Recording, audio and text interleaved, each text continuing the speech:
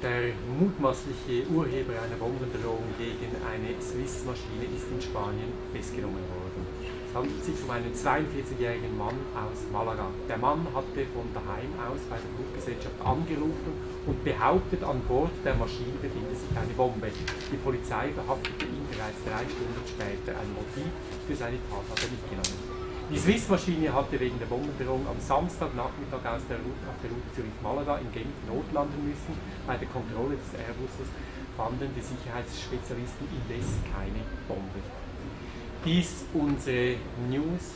Zurzeit liegt uns noch eine neue Agenturmeldung vor, wonach der stadtbekannte Beat Gysin hier im Verkehrshaus zu Gast sein soll. Wir werden diese Gelegenheit natürlich gerne benutzen und Beat Gysin Ihnen noch persönlich vorstellen. Herr Gysin, herzlich willkommen hier im Studio. Es ist ein reiner Zufall, dass ich hier bin. Es ist natürlich eine große Ehre, eigentlich 10 von 10 erstens und zweitens für das Verkehrshaus Luzern so einen hohen und prominenten Gast hier zu haben. Ihre Eindrücke hier vom Verkehrshaus Luzern? Es ist sensationell, was hier gemacht wurde in den letzten Wochen und Monaten. Die Eröffnung war gestern und das Mediencenter hier ist ganz große Klasse.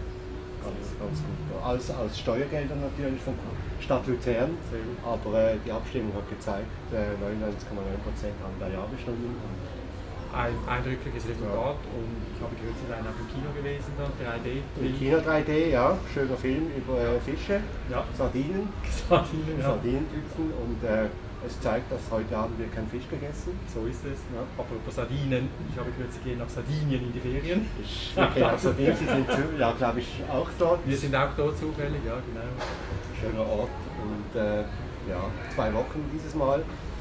Nächstes Jahr wieder 6 Wochen. Ja, genau. Haben wir auch verdient. Ja, haben wir verdient.